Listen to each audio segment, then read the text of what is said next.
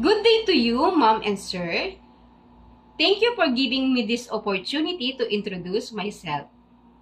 My name is Johnny Macaraeg, 43, from the Philippines.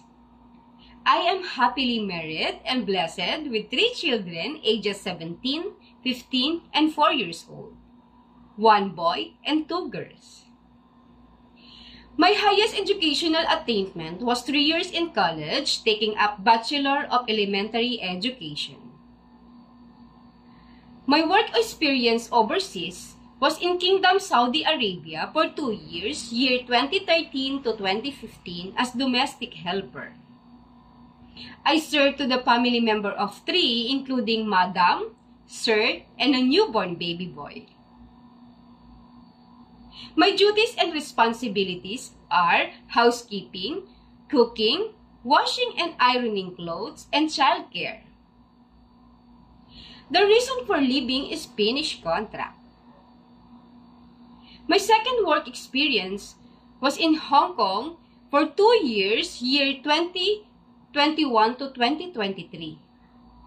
As domestic helper, I served to the family member of 4, including Mom, Sir, 3-year-old girl, and a newborn baby boy.